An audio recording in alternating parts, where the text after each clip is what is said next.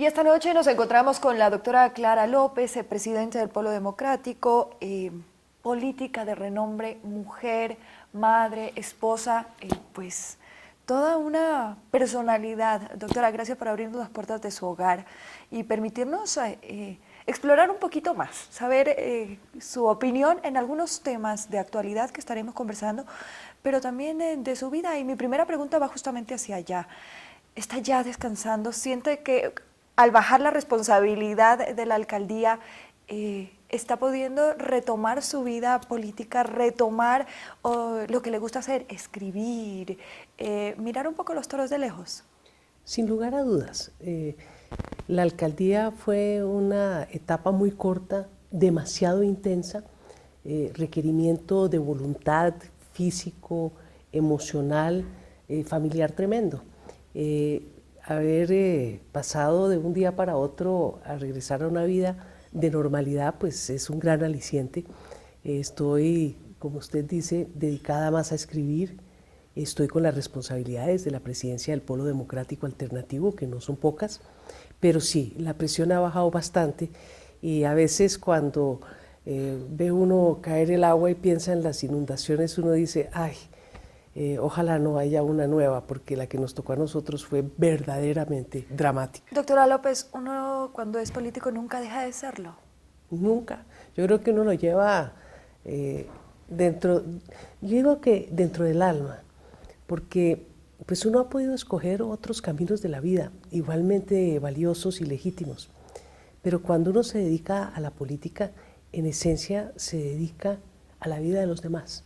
Y creo que es lo más cercano a un apostolado posible, cuando se toma con la seriedad y con ese deseo de transformar la sociedad que anima a, por lo menos el partido que yo represento y desde luego a muchos otros políticos en nuestro país. Doctora, con una persona con su vigor, con su fortaleza, con su temple, tiene que estar constantemente renovándose. Y a usted la hemos visto en muchísimas facetas políticas en el país. ¿Cuál es la próxima? Se habla de que usted llegaría a ser la próxima candidata a la presidencia. ¿Se está preparando ya para eso nuevamente?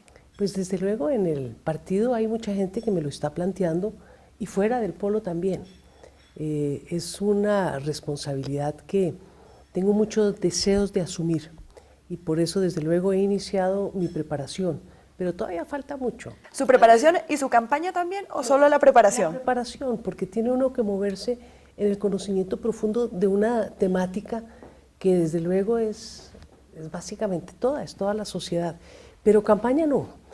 Antes de empezar una campaña, primero tienen que venir los consensos colectivos, las decisiones, eso todavía falta mucho tiempo y puede que se dé o puede que no se dé. La primera decisión es si usted acepta o no, usted sí quiere aceptarlo. Esa es la primera decisión, como usted dice. Por unas razones sí quiero. Imagínese usted una mujer preparada, dedicada, con la posibilidad de aspirar a ser presidente de Colombia, pero por otro lado también existen circunstancias que tienen que tenerse en cuenta, qué es lo que mejor conviene a un proyecto político alternativo en este país, y esas son decisiones que vienen más adelante. No me cabe duda que usted está 100% preparada como mujer, como profesional, como todo. ¿Está Colombia preparado para tener una presidenta mujer?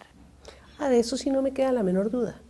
Fíjese que hemos podido ver presidentas mujeres en el resto del continente. Nosotros nunca es que estemos siempre a la no es que estemos siempre a la penúltima moda, pero no, yo creo que en Colombia, como en el resto del continente, ha llegado el tiempo de la mujer. Las mujeres, Isabel Allende decía que somos ahora las mujeres las encargadas de cambiar el mundo. No me queda la menor duda. Fíjese usted, el solo temple, pero el temple con esa suavidad del cariño, del amor, que nos es tan consustancial a la formación misma de la mujer, del género. Yo creo que no solamente somos las destinadas a cambiar al mundo, sino que conocemos ese trabajo colectivo, ese trabajo silencioso, esa capacidad de dar, pero esa capacidad de trabajar en equipo. Yo creo que eso es lo que necesitamos. Otra de las barreras o de los retos grandes que usted va a tener es levantar nuevamente al pueblo. El pueblo recibió varios golpes los últimos años. Creo que, como usted mismo dijo, el periodo de la alcaldía en el cual usted estuvo, sí, le devolvió la confianza a la ciudadanía de las autoridades locales, pero no fue el tiempo suficiente para limpiar el nombre del Polo Democrático. Sí, nosotros estamos en un proceso de reconstrucción interna, de reconducción partidaria, de profundización principalmente en los temas éticos, pero le quiero decir una cosa, el Polo solo no puede aspirar a la presidencia de la República. ¿Con quién le interesaría hacer alianzas? Pues nosotros tendríamos que hacer alianzas con todos los sectores que no comparten ese concepto hacia el que se está moviendo la sociedad en este momento, muy propiciada por el gobierno nacional, de una especie de partido único que se reúne en la Mesa de Unidad Nacional. Pero ahí ya se están resquebrajando muchos sectores propios, internos, de algunos de los partidos que ahí funcionan, como el Partido Liberal, el Partido Verde, y desde luego el Polo Democrático tiene una alianza natural con la gente de la izquierda. Yo he dicho de tiempo atrás que nosotros tendremos que entrar en conversación con esos mismos sectores que antes incluso hacían parte del Polo y que han tomado otro camino. Y uno de esos es el alcalde Petro. Él ha dicho que no aspira a un cargo presidencial, que él no dejaría la alcaldía por irse a la presidencia. ¿Se ve usted realizando algún tipo de alianza con el alcalde Gustavo Petro? Bueno, en esta etapa definitivamente no está sobre la mesa ni en las cartas. Recuérdese que un alcalde, a diferencia del presidente de la República, no puede participar en política. ¿Con Gustavo Petro son más las cosas que lo unen o que lo separan? Bueno, yo diría que uno no puede hablar de qué lo une a una persona, sino cuáles son los programas y cuáles son las ideas que compartimos. Desde luego, con el sector de progresistas pudimos estar en un mismo partido, tenemos mucho en común. Y hablando de la alcaldía, yo sé que usted se ha mantenido muy discreta. Es más, usted no opina si alguien no le pide la opinión justamente con el tema de la alcaldía de Petro. ¿Qué le parece este nuevo inconveniente? Entonces se habla de ahora un transligero, ya no es el metro pesado, es un metro ligero. ¿Cómo se va a manejar esto? ¿Esta es una solución parche que se le está poniendo a la ciudad? No estamos llegando a la solución de fondo. ¿Es por un deseo de protagonismo? ¿Cómo tenemos que entender los ciudadanos esto? Bueno, a mí me llena de preocupación. ¿Qué pasa? Hoy en día una ciudad de 8 millones de habitantes con sus complejidades, y la de movilidad es compleja dentro de las complejidades, pues tiene que ceñirse a algún tipo de programación, de planificación que va más allá de una sola administración. Bogotá cuenta con un plan maestro de transporte público que contempla un metro, que contempla el Transmilenio. Sí, pero que no se ha venido dando desde hace varios años. Pero claro. Han habido falencia tras falencia y estas han sido arrastradas por todas las alcaldías. Es que lo que pasa es que como son programas que trascienden una sola alcaldía, hay cambio de gobierno y hay que volver a la pizarra, volver a empezar. Eso no es responsable. Bogotá tiene una fortaleza en otras áreas de construir sobre lo construido. Y a mí no me gustaría ver que los recursos que hemos dejado ya organizados para el metro de Bogotá, los estudios que están listos para ponerse en práctica, se fueran a archivar nuevamente para ir por una solución de corto plazo. Ya hay un financiamiento justamente para la primera línea del metro pesado. Está totalmente listo el cierre financiero, hay un acuerdo de un aporte del 70% de su valor por parte de la Nación. Ahora, ¿usted cree que pudiese dar algún inconveniente cambiando esta figura a este metro ligero? Bueno, metro ligero, primero que todo, me parece que es un término que yo no voy a utilizar, porque es cambiarle el nombre a las cosas. Estamos hablando de un tranvía, y un tranvía no tiene nada que ver con un metro. Si acaso suple lo que funciona hoy en la Caracas con el Transmilenio, pero es una solución más costosa que mueve menos gente. Lo que quedó listo para la carrera séptima fue un corredor verde fundamentado en los planes que venían de atrás, con un sistema de buses que puede llegar a transportar la demanda que se prevé futura sobre esa vía de unos 12.000, 15.000 pasajeros. Pero es que el corredor oriental tiene que estar listo y preparado para mover 80.000 pasajeros en el año 2018 y eso no lo va a dar el tranvía. Estaríamos hablando que esto tendría funcionamiento parche únicamente por un par de años. Teniendo otra solución alternativa que ya está en sitio. Recuérdese que el sistema integrado de transporte público ya está adjudicado. Es un sistema que racionaliza los buses sobre la carrera séptima. Si podemos pasar a los buses verdes, que son los buses que se funcionan a base de energía eléctrica, pues vamos a tener un corredor ambientalmente sostenible y amigable al ciudadano. Y doctora López, justamente hace un par de días vimos todo lo sucedido en el Transmilenio, en donde incluso se habló de que ustedes podrían tener un grado de responsabilidad en las protestas que se dieron. Irresponsable esa aseveración del señor alcalde, estar haciendo señalamientos, usando su Twitter a título de metralleta, cuando se le estaba saliendo una situación de las manos. A mí me parece que pues eso debo rechazarlo, pero entiendo la desesperación del alcalde en esos momentos. ¿Comparte usted que el alcalde esté utilizando el Twitter, que él esté, como él ha dicho, acercándose a la ciudadanía, utilizando las redes sociales que ahora están muy de moda? Cada cual tiene su estilo y yo no le voy a criticar al alcalde su estilo, pero sí el contenido de su estilo. Cuando hace aseveraciones calumniosas como las que hizo en contra mía, en contra del senador Robledo y en contra del Polo Democrático Alternativo. Yo no creo que la lucha política deba mezclarse con los problemas tan serios que tiene la ciudad, con ese irritante que se ha convertido el Transmilenio. Cualquiera que se acerque por allá sabe que no se requiere de mucho estímulo para que la gente se ponga brava montando en esas carrozas tan inhumanas. Pero además ahora el Transmilenio ha pasado a ser el centro de aglomeraciones de las protestas indistintamente, sin importar cuál sea, pues es a parar el Transmilenio. Es la única forma de llamar la atención de las autoridades. No, también es indisciplina ciudadana. Eso no es cierto. Que ¿Cuándo se perdió? ¿Cuándo se perdió esa disciplina? ¿Cuándo se perdió ese amor y ese respeto que yo recuerdo había hace muchos años en Bogotá? Mire, eso es en todas las ciudades. Yo creo que uno no le puede adjudicar al pueblo bogotano alguna particularidad que no tengan las demás ciudades. Aquí hay muchos problemas, aquí tenemos unas circunstancias de un manejo, yo diría, casi que infantil de muchas de las problemáticas. Y piensa que es como el que está en el semáforo pitando, que pita antes de que termine de cambiar la luz. Es todo ya, y es ya. Nadie tiene la paciencia de saber que existen otros seres humanos, otras personas con necesidades encontradas y que tenemos todos que vivir en esta ciudad de manera armónica. Entonces sí, hay que hacer el llamado a la cultura ciudadana y por encima de la cultura ciudadana, la cultura democrática, que lo democrático es saber que el egoísmo debe cederle el paso a la solidaridad. Y en este momento nos vamos a una pausa en Actualidad. Regresamos enseguida con la doctora Clara López.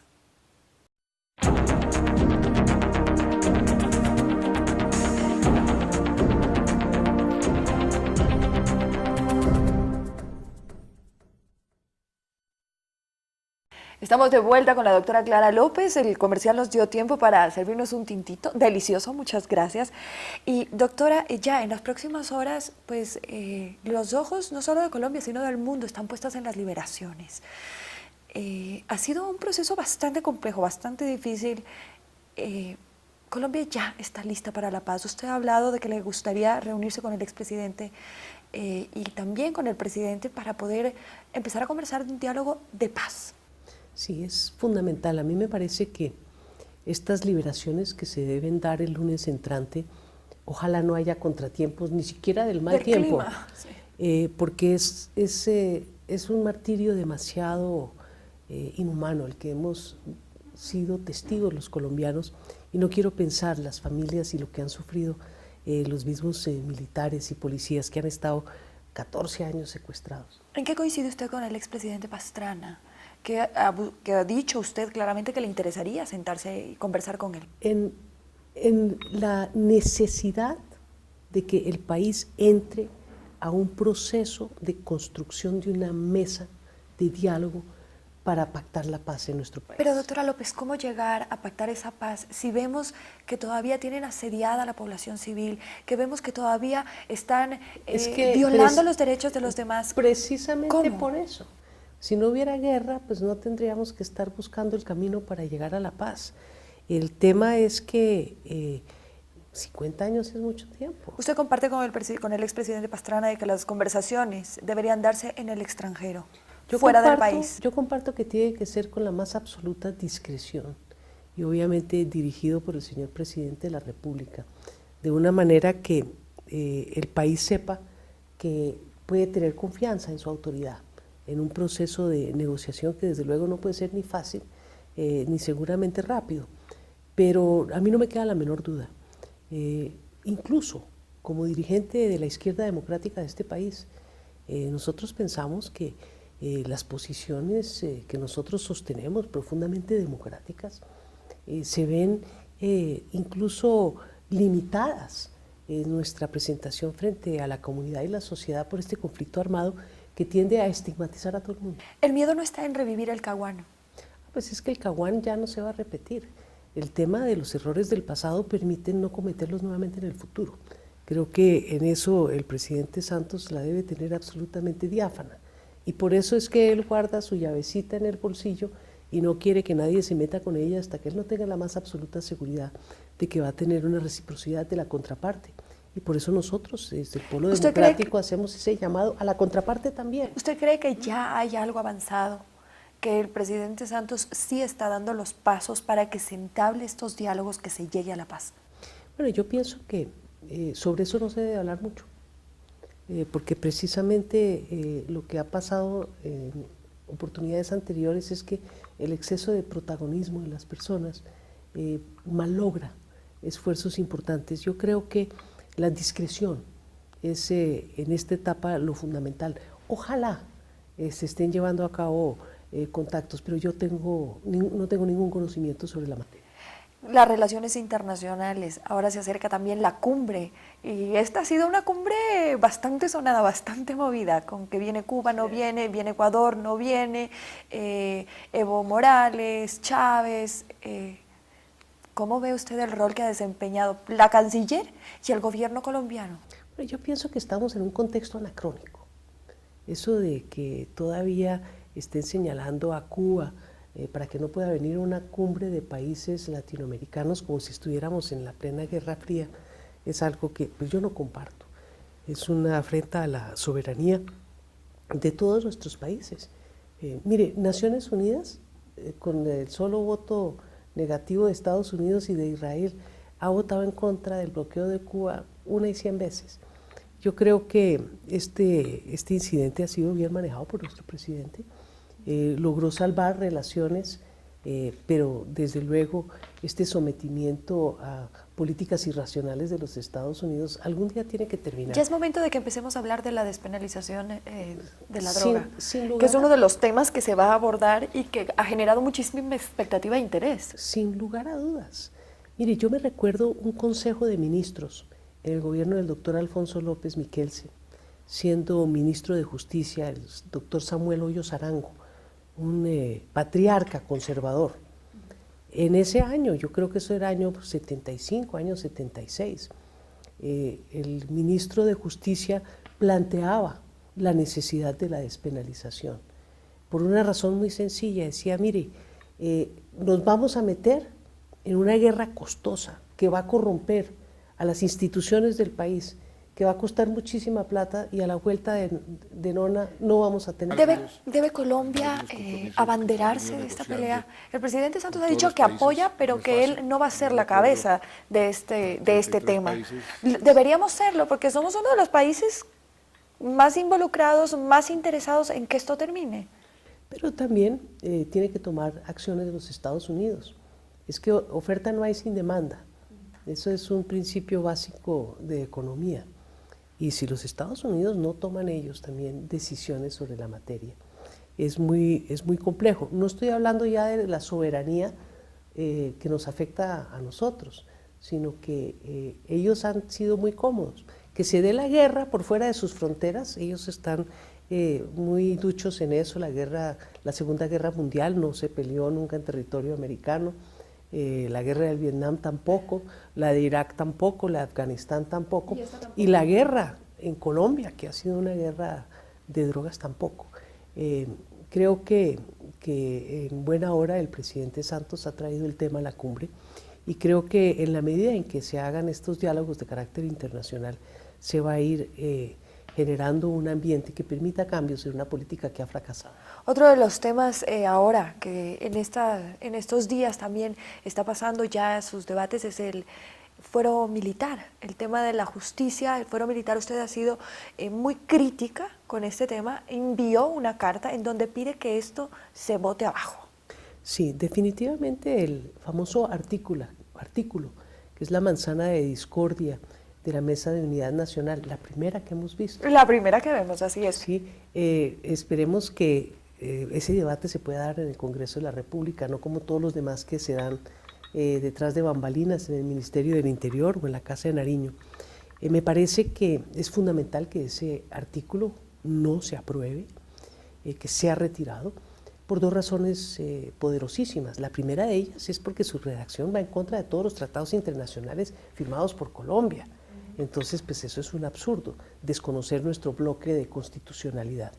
Y en segundo lugar, porque crear una mayor inmunidad para los militares en esta etapa que ha vivido el país tan compleja, pues es camino de impunidad en un momento en que el país necesita sincerarse.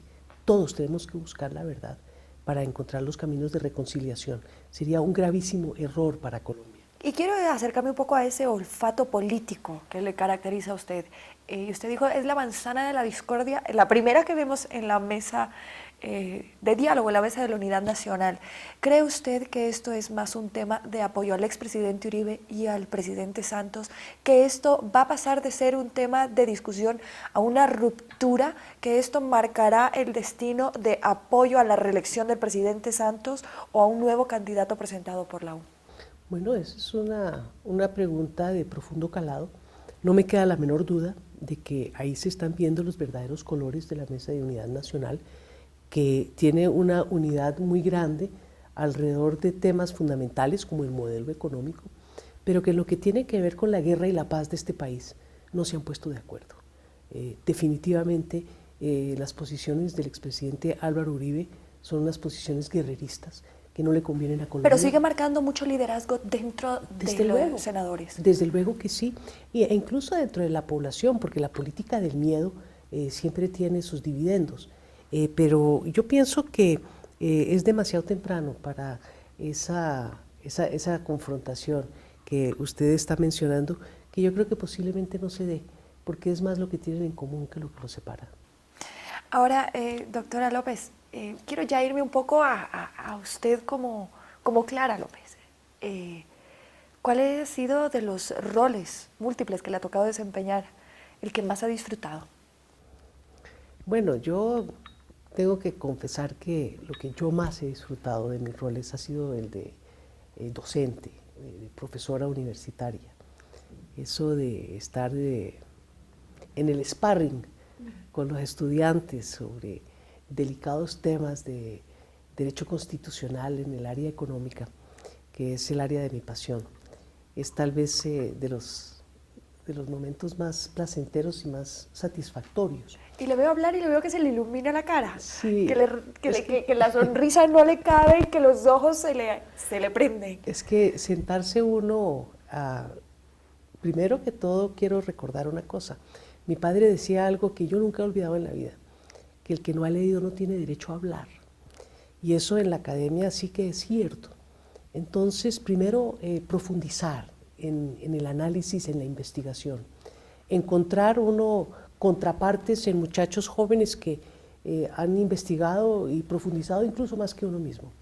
Y tener unas discusiones productivas que generen salidas a temas sociales. Y de esas discusiones y de esas enseñanzas, ¿cuál ha sido la que más ha calado en usted? Bueno, la de que todos los derechos cuestan. Yo soy apasionada de la realización en la realidad física de los derechos.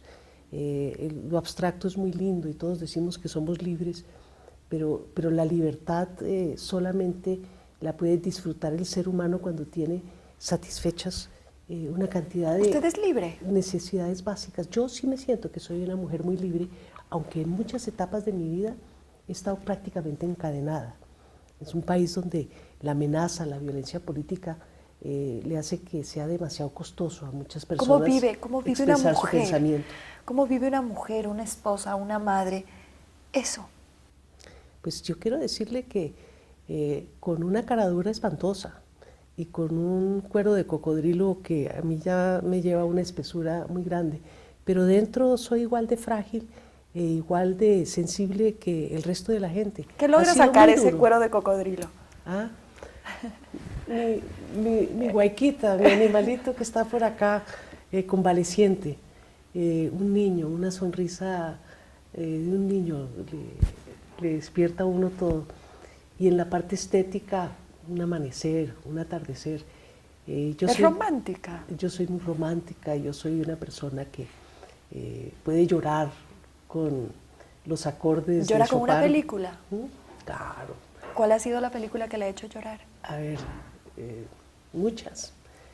Se recuerda esta película tan hermosa de un papá que acaba salvando la vida de su hijo en un campo de concentración. La vida es bella. La vida es bella. Yo cada vez que oigo la música de esa película, me pongo a llorar. Mire que me acaba de pegar en mi película favorita. Sí, Sí. Yo digo que esa es mi favorita también. Y yo sí pienso con quien hizo esa película, la vida es bella, aún en su dureza y en su Hábleme más de sus profunda hijos, tragedia. doctora López. Bueno, yo hijos naturales propios míos no tengo, pero la vida me ha regalado muchos. Yo, por ejemplo, tengo dos muchachos que conozco desde chiquitos a quienes les he ayudado con sus estudios, que ya me han regalado nietos. Y tengo desde luego los hijos de mi esposo, que son una familia extraordinaria. Son nietos de Carlos, pero son hijos míos. Y yo los disfruto muchísimo. Con Camilo, por ejemplo, que ahora está haciendo su doctorado en Madrid, en España. Muchas discusiones largas. Él vivió con nosotros durante la etapa de su bachillerato y su universidad. Y es un muchacho de una inteligencia que lo reta uno. En ese sentido, ¿se siente realizada como mujer? En ese sentido y en muchos más. Quiero decirle que yo me siento realizada como mujer al ver que cuando yo era joven éramos muy pocas mujeres en el campo de la política. Me recuerdo a Augusto Ramírez Ocampo en una gran cena que se hizo del Banco Mundial aquí en el Jockey Club, que se refirió a todos los asistentes, señores y señorita, porque yo era la única mujer presente. Eso no pasa hoy en absolutamente ninguna esfera de la vida nacional. ¿Usted cree que tuvo la responsabilidad y una carga también para abrir ese difícil camino? Sí, porque al comienzo le tocaba a uno comportarse como un hombre para poder ser mujer. Sí, porque si no... ¿No la tomaban en cuenta? Si uno no iba adelante como un gran batallador con el mismo sentimiento estratégico, pero eso ha ido cambiando. Y ya los valores de la mujer en la dirección, en el liderazgo, son los que se aprecian. La conciliación, la capacidad de diálogo, eso no era así antes. ¿Cómo cree usted que la van a recordar? ¿Cómo me van a recordar? Me temo mucho que como una querida abuelita. ¿Cómo quiere usted que la recuerden? ¿Sí? Yo quiero que me recuerden como la mujer que fue capaz de dar de sí para transformar a Colombia. Doctora, le quiero agradecer muchísimo. Realmente esta ha sido de las entrevistas que le digo con todo el corazón, he disfrutado muchísimo. Es maravilloso tenerla, poder abordar diferentes temas con usted y ver que a pesar de esa temple, de esa tenacidad, hay una mujer muy sensible dentro. Muchas gracias. Muchas gracias. Nos vamos a la pausa, venimos enseguida con más en la actualidad.